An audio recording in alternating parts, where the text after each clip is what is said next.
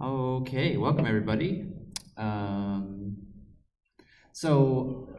Before we get started, just a heads up that I don't need to get into a ton of detail, but I didn't know I was going to be teaching this class until about an hour ago, so please bear with me. We're going through some stuff right now, but we're going to get back on track here pretty soon. I do have some stuff that I want to chat with you about today, but today is probably going to be mostly a catch-up day, work day for you. So I'm going to talk to you about a couple of topics, and then there's no studio today. We're just going to turn you loose on finishing up assignment 2 or starting on assignment 3 once we get done with class today, and then we'll get everything back on track for you for Thursday. So the two topics I wanted to chat with you about real quick are exceptions and Gradle. So I was going to start with exceptions. There's no prep work or anything for this topic, so we're going to treat this more like a traditional show and tell style lecture. So an exception, the name exception should hopefully clue you in on kind of what it's for. It's for when something exceptional happens, although it should be noted that exceptional in this case doesn't mean like, wow, that was really great. It's all actually, oh no, what's happened? This is an exceptional catastrophe. So it's usually when something goes wrong, something unexpected happens. So anytime you see an exception appear on your screen, that's a clue that there's been a mistake, there's been an error, there's been a problem of some sort that a program cannot handle. In fact, I am almost positive that you've seen exceptions before. Anytime that you run a program and it doesn't work and you see that text, that red text down at the bottom of the screen, that's an exception. In fact, it'll even tell you what kind of exception that it is. Does anybody remember some exceptions that they might have seen from prior examples, prior projects they've been working on? There's a few that I'm almost positive, yeah. Would a white label error page count as an exception? Not quite. That's a slightly different kind of error than what we're talking about, but in the same ballpark. Yeah. Assertion exception. So that usually that sounds to me like it has to do with unit testing, right? Assertion failed for whatever reason. Did you have one? No pointer. No pointer exception. That's a very common one. Very, very common one. Happens when you try to use an object and that object doesn't exist. It's null for whatever reason. Some other ones that you may have seen, like index out of bounds exception, perhaps, when you have an array or a list and you've gone off the edge, right? Gone off the edge of the list. Try to access element number 10, but there's only 3 things in the list. It says, I don't know what you're talking about. So those exceptions are in the language uses them, but as programmers, we actually can decide when to use them ourselves as well in our own programs. So it's up to us now to decide for our own program, what are we willing to try to handle? What mistakes, what errors are we willing to try to handle? And which ones are we going to not try to do anything with, right? So there are some situations in which an error might occur and you might be able to recover. Oh, you gave me a bad value, I'll just use this default value instead, right? Oh, you wanted to read a file, but the file doesn't exist or I can't find it, well, I'll just use this file instead, right? Those are ways that you might try to recover from situations. The other option, though, in those situations is, oh, you gave me a bad number? Well, too bad. I'm not going to do anything about it, right? Or, oh, you want to use a file and that file doesn't exist. It's not there. I can't use it. Too bad. I'm not going to do anything about it, right? Those are other options. You can throw the ball back into their court, so to speak, and tell them that there's a problem that they have to deal with if they want to use your code, your particular method. So I wanted to show you some examples of using exceptions real quick. This is the bank account example that we worked on. I know it's been a couple weeks since I've been here to chat with you about this. But there was one situation in particular that we dealt with that we could argue to use exceptions for instead. This idea of, well, let's look at deposits. If I try to deposit a negative value, right? In other words, if the amount input here is negative, then that's not really a deposit, right? That's a withdrawal at that point. So we treated this situation by just ignoring it. If you give me a negative value, what happens? Nothing. And there's nothing wrong with that approach. It's, well, I mean, some people might say that there's something wrong with that approach, namely that somebody gave us a bad number and we didn't tell them that they gave us a bad number. We didn't give them any indication that something went wrong. We just said, all right, nothing happened, and went on with our day. We like plugged our ears, right, and kept going. So it might be better then, instead of doing this, to give them some information to raise an exception. In other words, to indicate that a situation has occurred that we are not able or not willing to handle, and let whoever called this method deal with that accordingly. So the way that we would do this is, instead of saying, if amount is greater than 0, do all this stuff, we would actually check if amount is less than 0, and then we can throw a new exception. But there's another choice that we have to make. We have to decide what kind of exception we want to throw. The good news is that Java's got a lot of exceptions built in. So if there's a situation that fits one of Java's built-in exceptions, then very much acceptable to use one. I happen to know in this particular case that an illegal argument, so you can see I'm already typing it, here's a giant list of exceptions, right? An illegal argument exception makes sense in this context. You've given me amount, which is an argument that is a bad value, right? And then we no longer need this if statement anymore, because throwing an exception has a similar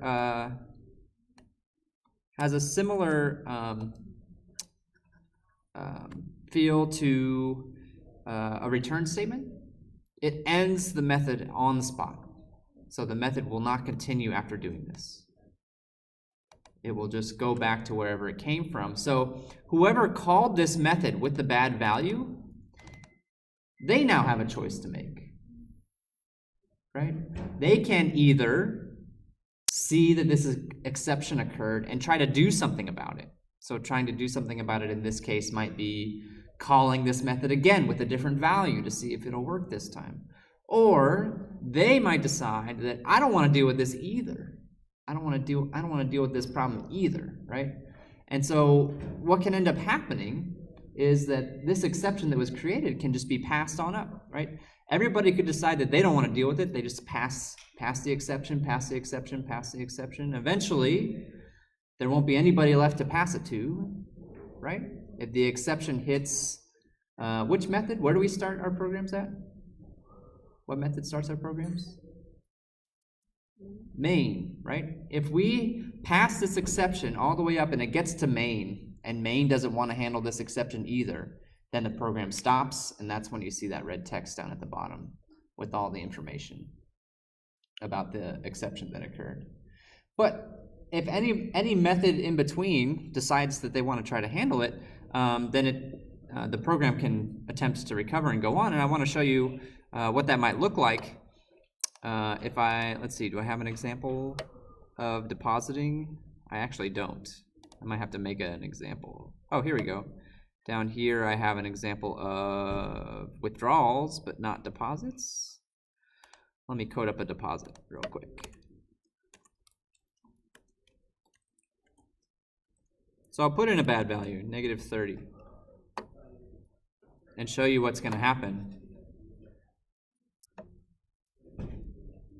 If I run this method, or if I run this, if I run this program,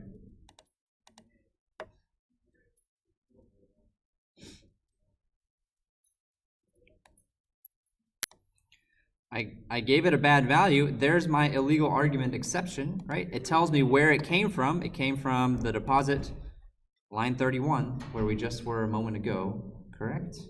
So now we can actually see that, okay, in the past, this red text that's down here has been coming from Java, coming from the computer. Now it's being generated by us. Now we actually have the ability to generate errors that look like this and give information to other programmers about how we want our code to work. The other thing that we could do, so if I, as a programmer, am running this method and I'm worried about an exception taking place, I can try to prepare myself for that. And the way that we prepare ourselves for exceptions is by using what's called a try statement, or a try catch statement, more specifically.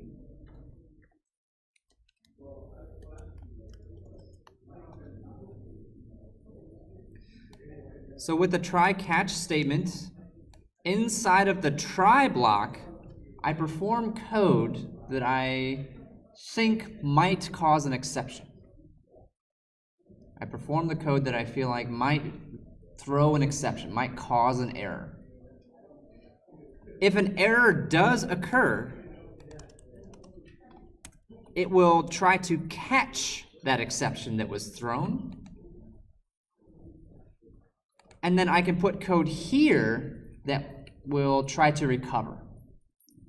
So if I, want to, I could, well, let me print out a message in catch just to show that we made it there, and then instead of depositing -30, maybe I'll deposit +30, right? So we try to do something, we suspect that this might cause an exception to be thrown. If an exception is thrown, I'll do the catch statement. If an exception is not thrown by this line, then it'll skip the catch. It won't do this, and it'll just move on with whatever's next. It feels a little bit like an if statement, right? A little bit, but it's meant to be used for exceptions. It's meant to be used for exceptions. And there's a lot of flexibility here. You can see that I've typed a legal argument exception because I knew that's what exception it was. Sometimes it's possible for multiple types of exceptions to be thrown, so I can have another catch statement down here for a different exception if I want to handle a different problem that might occur, right? If I want to, if that's something that I choose to do. But let me show you this program running and show that the catch statement will in fact execute once the exception gets thrown. So there's the print statement that shows us that we're inside of the catch statement here. And there was no red error text this time, right? The exception still got thrown, but the program didn't have to stop because the catch statement caught that exception and did something. It handled it. It handled that problem. It took care of that issue.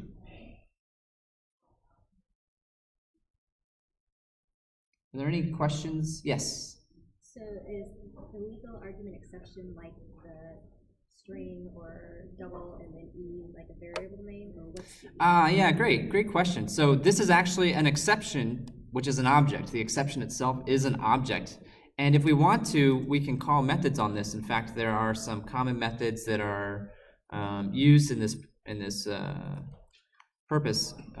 Like print stack trace is a very common one that you'll see in this situation, where the stack trace is just show me the methods that were called to get me to this point. Show me where the error happened and how I got there. So if I run this again now that I'm printing the stack trace, you can see that actually print stack trace is what generates this red text that you see at when an error occurs, right? It actually shows where the error came from, right? So there's other methods in this object, like getCause, that might give you some more information about the problem that occurred and help you determine if you can recover from it, and how you might do so. Apparently getCause is false. I don't know what that means, actually. Is that a Boolean? Oh, I didn't print it, that's why. I was like, what, getCause? Try that again. No, it's null. That's even better. getCause is null. So that's not a great source of information, but regardless, yeah, you can pull information out of that exception to help you decide what to do. So one thing that I see people do that I would like to caution you against, right? I spoke about this at the beginning. I'm going to reiterate it because it's important. Exceptions are for handling, exceptions should be used for exceptional circumstances, right? If it's the way that a method is normally supposed to run, there should not be exceptions involved. If the behavior that's happening is expected, it's normal, nobody's done anything crazy, there should not be any reason for exceptions to be involved. We really want exceptions to be used for unexpected situations, or situations that we are not willing to try and handle ourselves, that we're not willing to deal with. They're not for our users. Exceptions are for us and our colleagues. They're for our fellow programmers. They provide information to other programmers or ourselves that a problem has occurred, and give information as to how to solve that problem, where that problem took place, and how to try to rectify it. There are some times when using exceptions is non-optional. So Java actually has two types of exceptions. There are checked and unchecked exceptions. The example that I've used here is called an unchecked exception. Basically, Java didn't force me to put that exception in there. I decided to put this exception in here and include it as part of my code. There are some situations when Java says, oh, you have to be prepared for this type of exception to take place. A very common example of that is a file. If I'm ever reading information out of a file, Java says you have to be prepared for the situation when that file doesn't exist or you can't read that file for whatever reason. You have to be prepared for that exception. So that's what's called a checked exception. Java will force you to handle those situations. When we get around to it, connecting to a database, which is something that we're going to do in the next few weeks, is another example of when Java will say, you have to be prepared for exceptions in this situation. What if I can't talk to the database? What if the internet's down? What if there's an error that prevents me from talking to the database? What do you want me to do? So you will see them, whether you choose to include them in your code or not. You will see them because sometimes Java will force you to deal with them. Any questions on this before we hop into the second topic? All right. The second topic, then, I'm going to switch projects here real quick to the Hello Spring project that you started last week, I believe. The second thing that I wanted to chat with you about real quick today is Gradle. So I know Gradle was in the prep work a little bit last week, but I just want to spend a few more minutes talking to you about what Gradle's really doing and go through this build.gradle file and just kind of make sure you have at least a general idea of what the different sections of this file are trying to do for us. So for starters, I think it's been clear from the past weeks that Gradle's not necessary, right? We don't have to use Gradle. In fact, this idea of using Gradle is a relatively recent development. In the last 5 to 6 years is when it's really started to take off, become a lot more mainstream. But if you can, I know you're all still new to this and you're getting used to Gradle, but if you can, imagine a world without Gradle in it. I know that world. I was in that world, where I have a very large project with lots of parts, right? Lots of different libraries, lots of different external pieces that are involved. And then how do you coordinate all of those pieces? That's really the big question. If I'm using 10 libraries in my code, right, I am now responsible to make sure that those 10 libraries work with each other, that they work with my own code. And also, what happens when one of those libraries gets updated, right? I'm now responsible for checking to see when those updates occur and performing the updates, right? Which is a lot of work. It's a lot of work to have to constantly check for all those updates and make sure that your program is using the most up-to-date version of code. So for smaller programs, it's not so hard. You might be using a library or two. It's not so hard. We don't necessarily worry about Gradle in that case. But as we start to build larger and larger projects, it's become necessary for us to have a system that can track dependencies and track the way that our project is built. So Gradle is exactly that. Gradle is a build automation tool. That's the formal description of it, a build automation tool. More informal description is that it keeps track of all the different libraries that you need, all the different sources where code is coming from in your project. It makes sure that they work together. It makes sure that you've always got the correct version that you need, right? And it does all of this work for you so that you don't have to sit there and ask, is this library going to work with the other ones, right? How do I make my program work with this version of a particular library? It's trying to handle all of that for us. So it's a very important tool. It's a very big improvement in quality of life of a programmer. A lot of this stuff used to have to be managed manually. Now we don't have to think about it as much, but there's still some thinking that we have to do. So I'm looking at the build.gradle file, which is where all of Gradle's information is stored in your project. I know you got a little bit of a taste of this last Thursday in the prep work and hopefully in class as well. And so I just wanted to run through this file real quick and give an explanation of what the different sections are at a high level, and make sure that people are familiar or generally familiar with what Gradle's doing for us. So, up here at the top is plugins. So this is, you can think of sort of the root of our application. What are the core pieces? What are the core technologies that our app needs to run? So you can see that Spring Boot is right up there at the top. This is a Spring Boot application. Spring Boot is a framework. You guys familiar with what we mean by framework? So think of it as well, look at cars these days, right? They come out with new cars every year. Do you think they're starting from scratch every single time? No. They've got plans on what makes good bones for a car, and then they go in and they make little tweaks to make the changes that they want, to make the cars look a little different, behave a little different every year, right? So they start with a framework. They start with a skeleton, right? Here's the basic functionality that a car needs to go. I don't have to redesign this from scratch every single time, right? A wheel is still a wheel, and maybe this year I want to use slightly different size wheels, but it's still a wheel, right? They use a framework, and then they build the new stuff on top of that framework.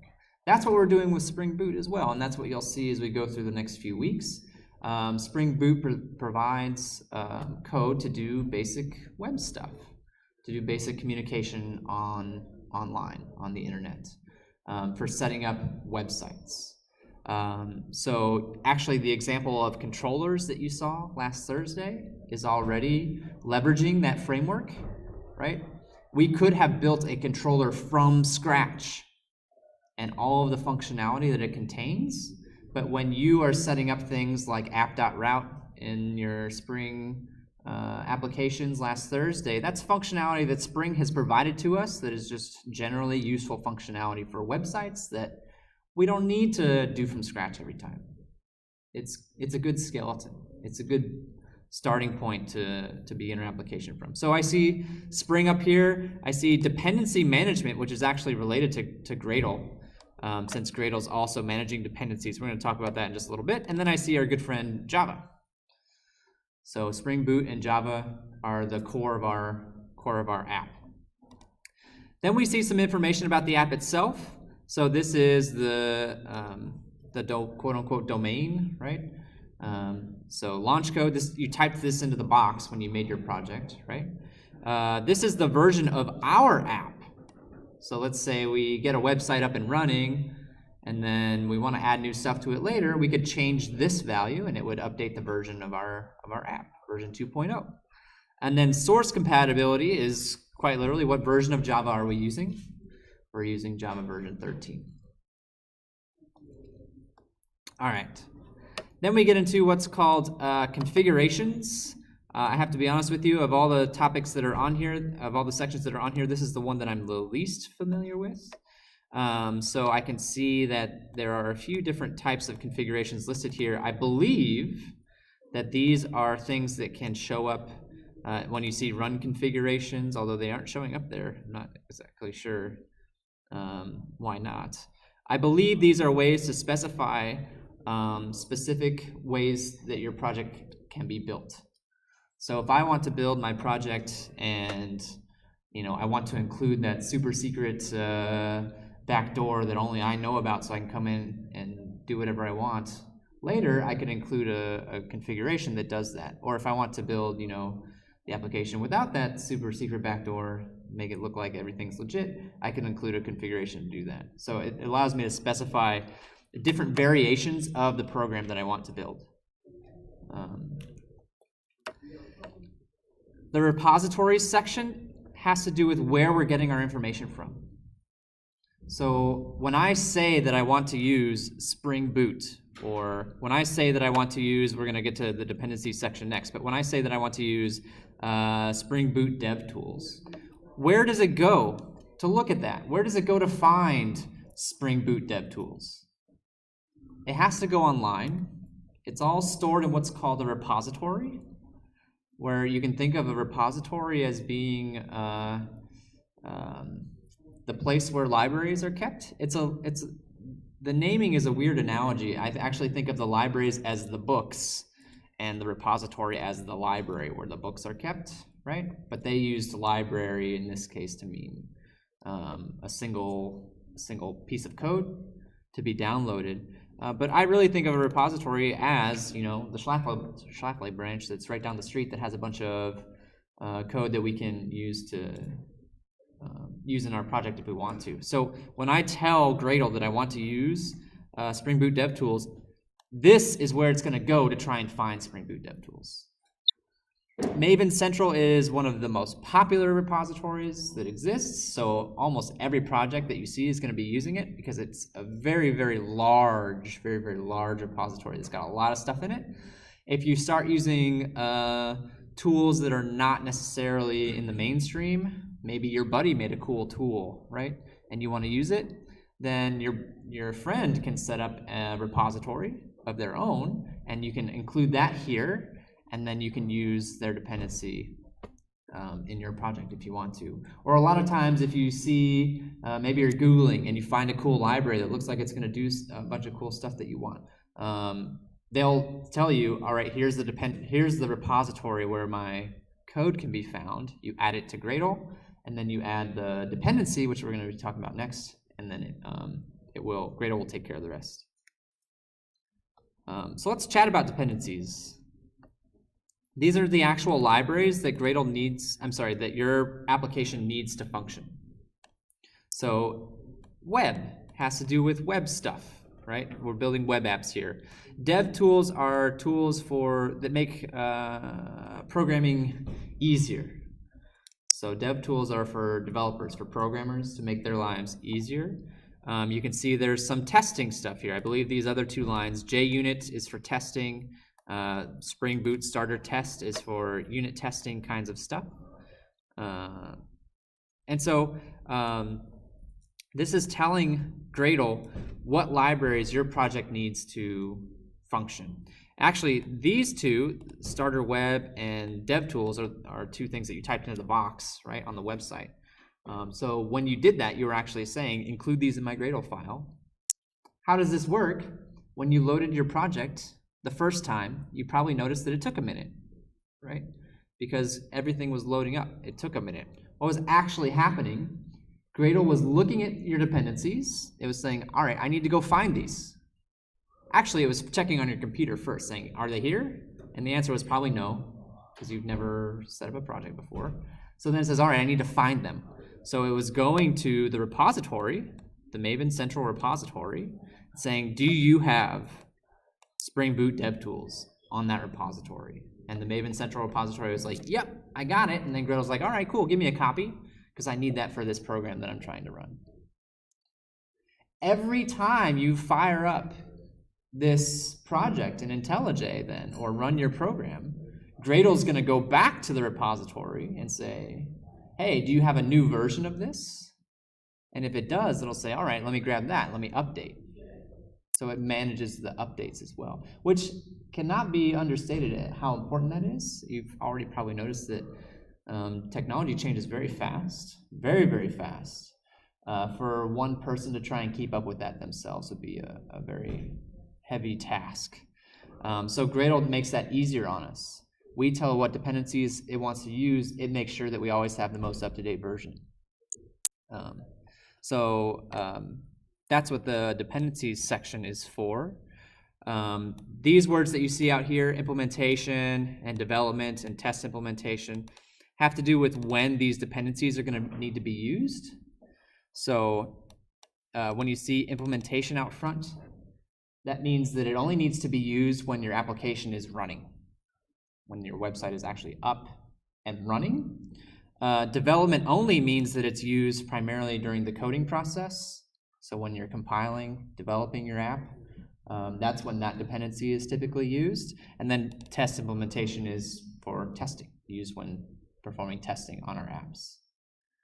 So we can actually tell Gradle what the dependencies are used for so that it knows when to include them as well. And then finally, we're going to do some more testing a little bit later on, but you can see there's a section down here for tests that will be used a lot more once you get to actually doing some unit testing and stuff, which I think, I can't remember if that's part of assignment 3 or not. Assignment 3 was just posted today, so I'll have to go double check that and see where it eventually landed. So that is kind of the brief tour of the Gradle file. There's a lot more that it can do, but this is a nice basic Gradle file, so I figured this would be a good starting point for us all. Does anybody have any questions about anything that I was talking about or any of the pieces that you see here in the Gradle file? From a practical standpoint, what are you going to have to do with the Gradle file, right? In an ideal world, nothing, but in the actual world, you might need to add a dependency. That's probably one of the more common things that has to happen with Gradle files. I'm working on an application. I want to add something new to it. In order to do that, I need a new library. I need a new piece of code. So what do? I find the library that I want to use. I add it to my list of dependencies, and then the next time Gradle tries to create my application, it will download that new dependency. Right? So that's a very common thing to do. Usually you don't need to mess with much of the other stuff that you find in this file. The dependencies piece is by far the one that's most useful for most development situations. If you do have to change some of this other stuff, it's usually because something bad happened, something went wrong. And that can be a very big pain to have to deal with. So hopefully that doesn't happen to you, although it probably will. It's a computer, so these things are going to happen. Any other questions that I can handle for you all right now? I know today was kind of short. I know today was heavy on the me talking. I apologize for that. But that's all I had for you. Yeah.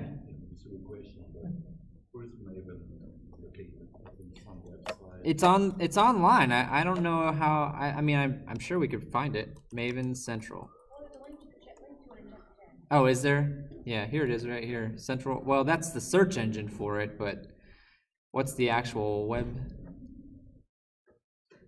Here it is. Central. You can see that they currently have over 1 million different libraries available for you to choose from. We are using 2. And you can also see how much it's exploded in the last few years, right? Only 1 back in 2004. That's exciting.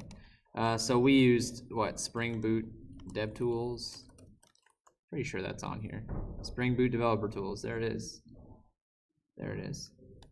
And if you want more information about it, you can go and see what versions have been released, right? It also includes information about how well this library works with other libraries a little bit. So there's some additional information that you can use on here as well. This is not a great place to find new libraries. It doesn't tell you what this library does. So what does Spring Boot DevTools do? This page doesn't really say much about that. That's not what this page is for. But that information can be found elsewhere, and then if you need help figuring out how to include this in your project, this can be a good website to go to because it should give you the way to include the Gradle dependency. Something like this, copied into your build.gradle file. Should get that into your project. Great question. Any other questions?